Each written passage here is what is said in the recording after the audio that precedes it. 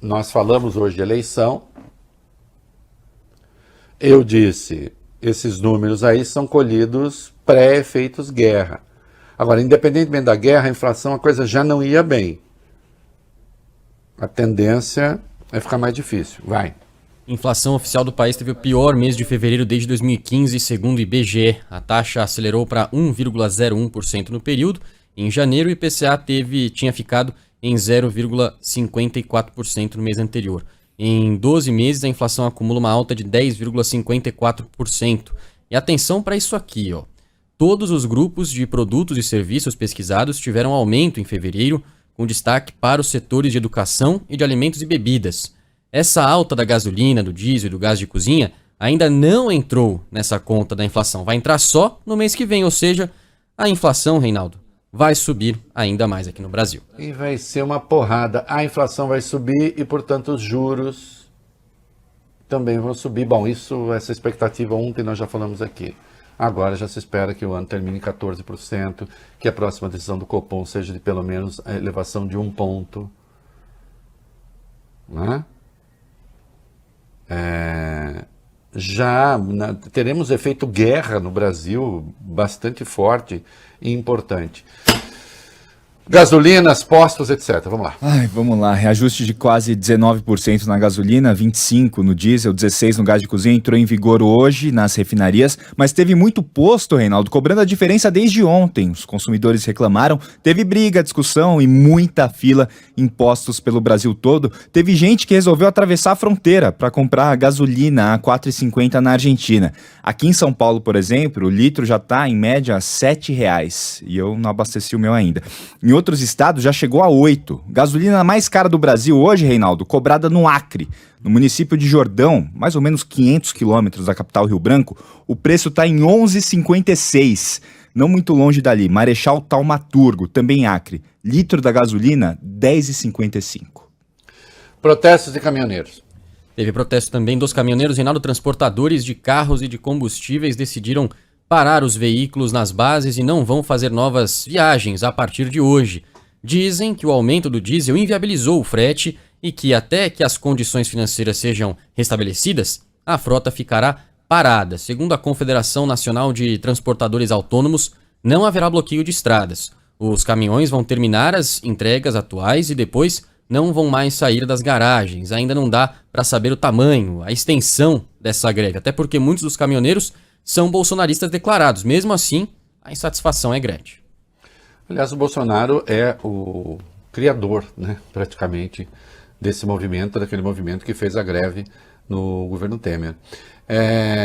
Eu já vou falar, assim, o que eu penso sobre Petrobras, sobre o que o governo tem que fazer, o que é que o governo vai e o que é que o governo pretende fazer, vai. O presidente Bolsonaro disse hoje que vai sancionar assim chegar para ele os 2 projetos que foram aprovados ontem no Senado para tentar conter a alta dos combustíveis. Só lembrando rapidamente, primeiro cria uma conta para estabilizar os preços e o segundo muda a cobrança do ICMS, que passa a ser única em toda a cadeia.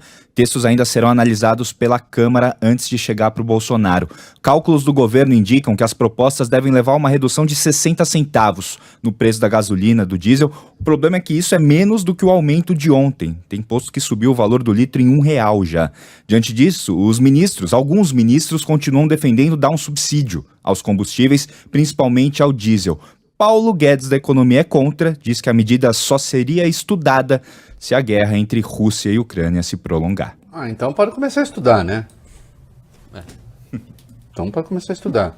Os secretários de Fazenda vão se reunir também, porque eles querem saber, bom, e aí quanto é que isso vai nos tirar? Porque vai tirar a receita, né, de arrecadação de ICMS de diesel, né, dos combustíveis de maneira geral, mas mais do diesel. Olha aqui, deixa eu dizer uma coisa. Eu ontem critiquei e mantenho a crítica à decisão da Petrobras, até porque estava segurando os preços. Se a Petrobras é autônoma e é para decidir preço, que decida. É paridade? É paridade. Então aumentou, aumenta. E ponto. Represou. Eu falei aqui que tinha ali um atraso de coisa de 26% na gasolina e 30% no diesel. Portanto, ainda está defasado e aí dá uma porrada. Dá uma porrada, essa porrada é claro que gera uma desorganização da economia num governo notavelmente destrambelhado. Veja, o Ministério da Justiça notificou a Petrobras e a Selem para esclarecimento sobre preços de combustíveis. Que parte do Ministério? Com a devida vênia, ministro Anderson Torres, que parte o senhor não compreendeu? Eu posso criticar e critico, acho que a decisão tomada assim de inopino, sem qualquer espaço para conversa, fizesse então a coisa certa a seu tempo,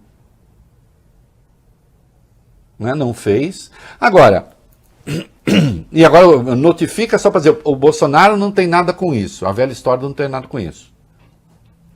Agora vem cá, o governo tem que ter prioridade.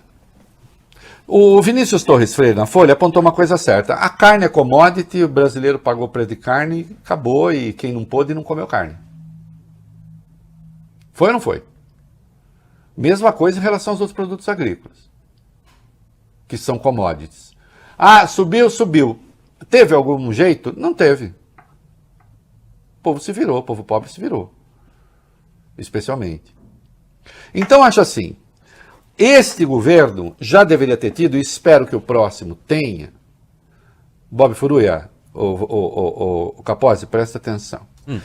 Eu vou ter uma política realmente agressiva e vou garantir os recursos para que ninguém tenha que cozinhar com madeira. Gás vai ter e vai ter gás barato.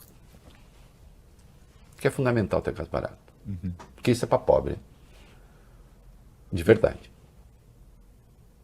E realmente eu terei uma política para o diesel. A política para o diesel é importante, não é para caminhoneiro ficar, não, é porque é para fazer caixa, não. É porque o diesel roda, infelizmente o Brasil tem a malha ferroviária péssima, pequena, foi desativada, não foi incentivada, portanto é estrada e vai transportar comida. Comida e o resto. Então você tem de ter diesel barato, porque também é para pobre. E também porque tem os transportes públicos, também a diesel. Então eu tenho de concentrar as questões, eu tenho de me concentrar no diesel e no gás. A gasolina, aí infelizmente, assim como não deu para dar carne, subsídio para carne, subsídio para feijão, subsídio para não sei o quê, dá o subsídio para gasolina. Por que para gasolina em particular? Enquanto o resto, que a Petrobras tenha, e as commodities no geral, tem que ter o preço aqui que tem lá fora, isso é certo.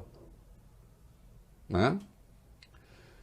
Ah, mas não pode pegar os dividendos da Petrobras, a parte que cabe ao governo para não prejudicar o acionista, para fazer combustível mais barato? Pode, a questão é saber se tem espaço fiscal para isso. Porque esse dinheiro não fica entesourado. Tem? Então aí tem de fazer a opção que faz o pobre sofrer menos. E uma parcela da sociedade vai arcar com a variação de preço, como os pobres arcaram com a variação do preço do músculo.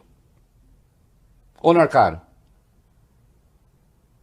Ou comeram menos ou não comeram. Ou fizeram substituição. Né? De toda sorte, é preciso que o governo pense uma política de combustíveis, coisa que até agora não tem.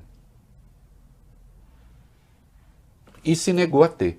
A verdade é essa. Instabilidade nos mercados, guerra, e os juros já estão apontando lá para cima. Rapidamente, vai. Os contratos de juros de referência para empréstimos bancários e financiamentos ao consumidor brasileiro subiram nesta sexta-feira, dia em que um mega aumento dos combustíveis da Petrobras entrou em vigor. Falamos aqui, as taxas de depósitos interbancários de curto prazo para janeiro de 2023 subiram a 13,1% ao ano, uma alta de 0,2 ponto percentual em relação à última quarta-feira, Reinaldo, antes do anúncio da alta dos preços de gasolina, diesel e gás. Então, leia o próximo parágrafo, que é importante. Está aí antecipando praticamente a elevação da taxa de juros na porrada. Vai. Contratos DI são negociados exclusivamente entre bancos, mas servem de referência para financiamentos e empréstimos em geral. A alta dos DIs revela que o mercado está esperando um aumento mais agressivo da taxa básica de juros, a Selic, por parte do Banco Central. Tornar o crédito mais caro é uma das ferramentas que a autoridade monetária tem para tentar frear a inflação. É isso aí. A situação vai ficar difícil, né? Reflexos eleitorais? É possível que esse princípio de recuperação de Bolsonaro, né, seja interrompido. Vamos ver. Para todo mundo, de qualquer modo, a situação vai ficar bem mais difícil na economia.